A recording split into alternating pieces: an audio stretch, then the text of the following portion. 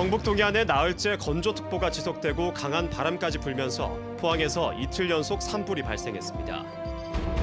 포항 지진이 인재로 밝혀진 가운데 지열 발전을 강행한 이유가 무엇인지 정부나 지자체의 책임은 없는지 진상 규명이 시급하다는 지적입니다. 경상북도가 생물학적 가치가 높은 울릉도를 세계 자연유산으로 등재하기 위해 본격적인 활동에 나섭니다. 여러분 안녕하십니까? 전국에 산불 비상이 걸렸습니다. 부산 해운대에 이어 포항과 남원, 인제 등 전국 각지에서 산불이 동시다발적으로 잇따르고 있습니다. 건조한 봄 날씨로 풀과 나무가 바짝 메마른 상황에서 강한 바람까지 계속되고 있어 큰일입니다. 이규설 기자가 취재했습니다. 시뻘건 화염과 함께 검은 연기가 치솟습니다. 헬기에 소방 인력 200여 명이 긴급 투입돼 1시간 만에 큰 불길을 잡았습니다. 오늘 낮 포항 도심 한복판에서 산불이 시작되면서 인근 아파트 주민들이 긴급 대피했습니다. 포항에선 어젯밤에도 대송면 야산에서 불이 나 밤샘 진화 작업 끝에 겨우 불을 껐습니다. 이틀 연속 발생한 산불에 시민들은 불안감을 감추지 못합니다. 그래 문을 열어보니까 불꽃이 막 튀고 연기가 나고 있어요. 그래서 이제 여기저기 막 전화하고 쫓아내려오고 있는데 어제 부산 해운대 은봉산 산불이 다시 발화한 것을 비롯해 충남 아산, 경북 구미 등 일주일 새 전국 각지에서 난 산불은 69건이나 됩니다. 나흘째 전국 대부분 지역에 건조주의보가 내려질 만큼 산과 들이 바짝 말라 있는 데다 바람까지 세게 불어 산불 위험이 그 어느 때보다 높습니다. 지금도 현장에서는 산불 조심 깃발이 옆으로 나부길 정도로 강한 바람이 불고 있습니다. 특히 강원 동해안에는 내일까지 초속 10m 안팎의 강풍이 예보돼 있습니다. 남북 간 고저기압 사이에 기압차가 크게 나타나고 있어 바람이 강하게 불고 있습니다.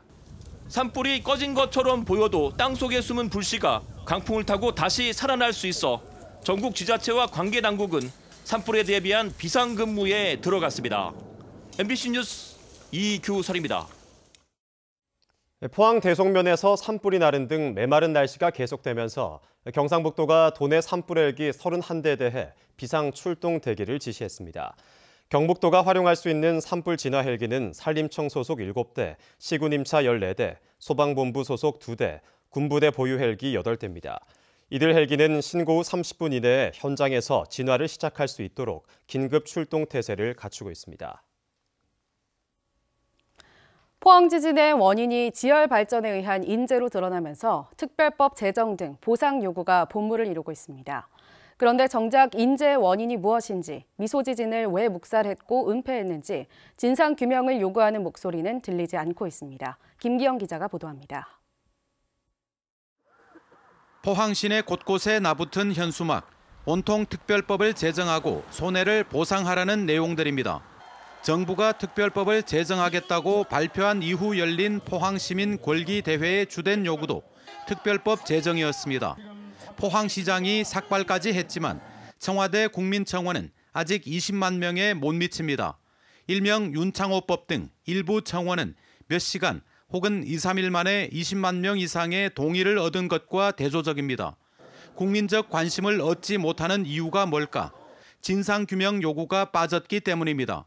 포항 지진을 계기로 자연재해로부터 더 안전한 사회 건설 등 국민적 공감을 얻을 만한 내용이 없다 보니 포항 시민이 아니라면 굳이 자기 일처럼 청원할 이유를 느끼지 못하는 겁니다. 이 진상이 확실히 규명돼야 되고 책임자에 대한 처벌이 또 나와야 되고 그러면은 거기에 맞는 적절한 지역민에 대한 보상이 특별법이 되든지 무슨 다른 형태의 지역 투자가 되든지 그건 충분히 일이라고 저는 생각됩니다.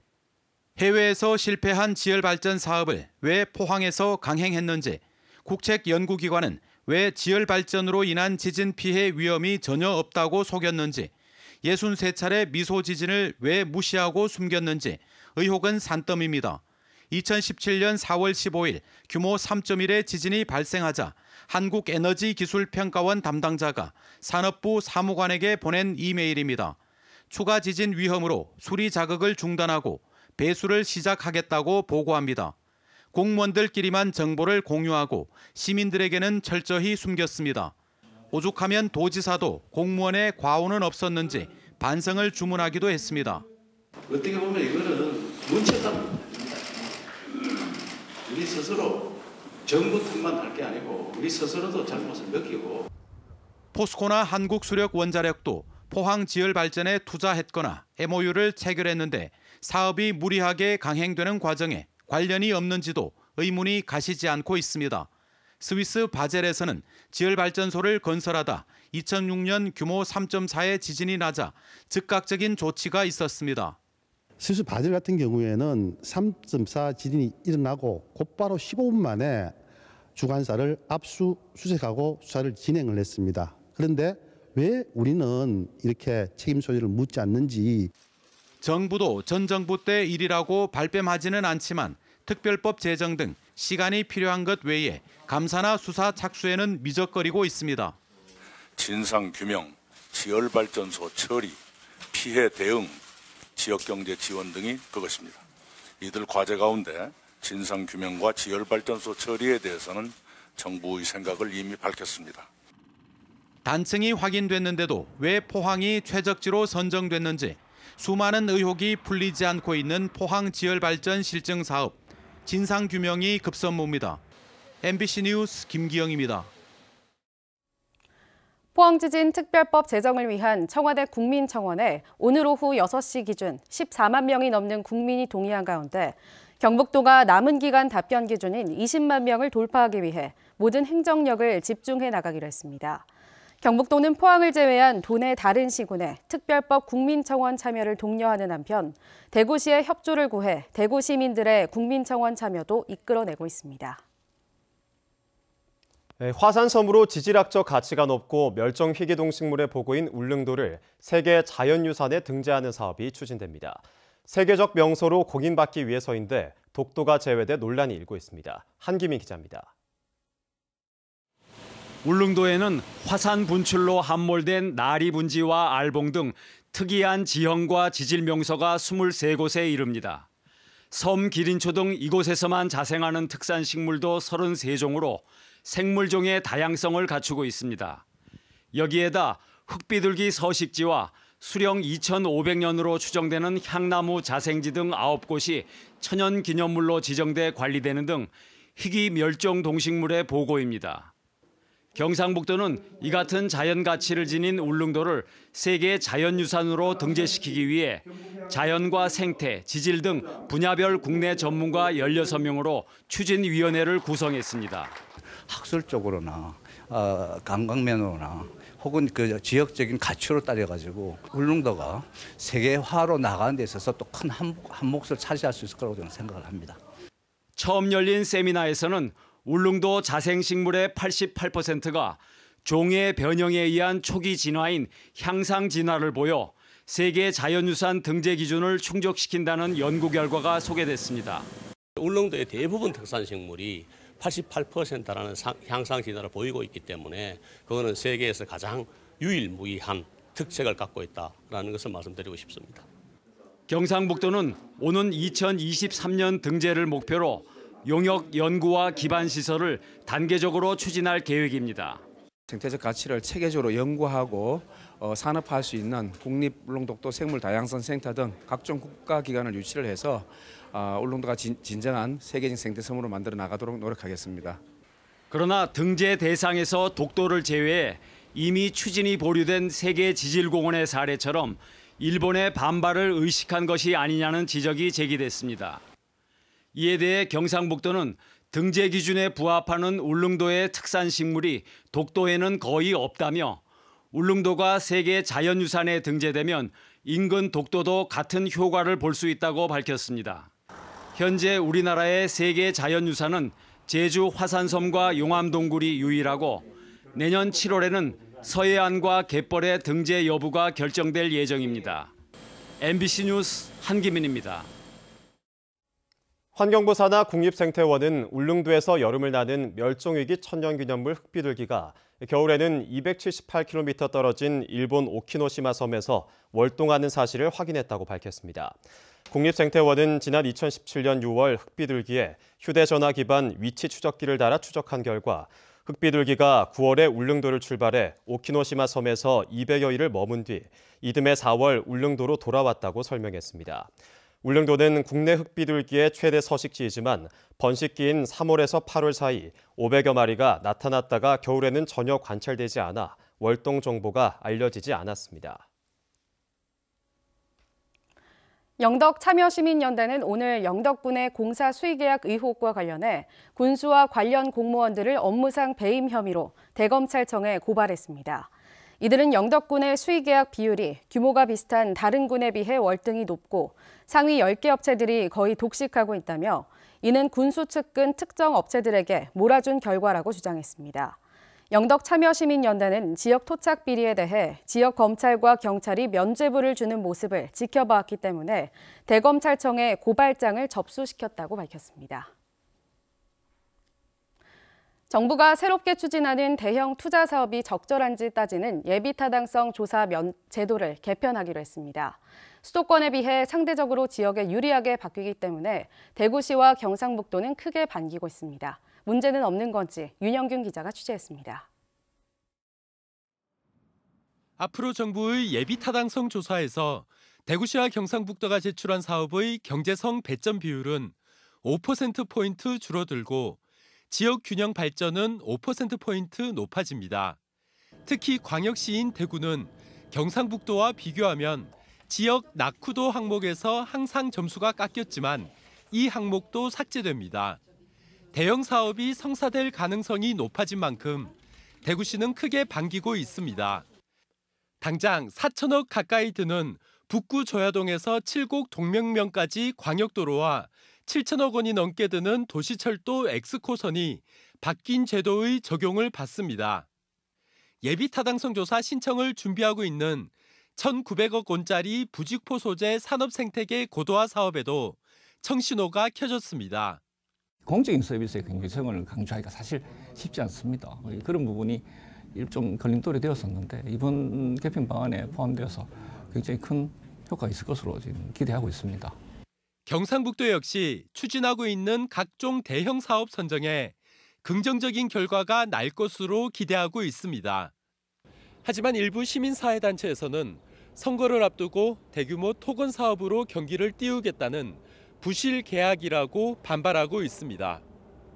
경제성만 따지는 것도 문제가 있지만 선심성 토건 사업까지 무분별하게 진행될 수 있다는 겁니다.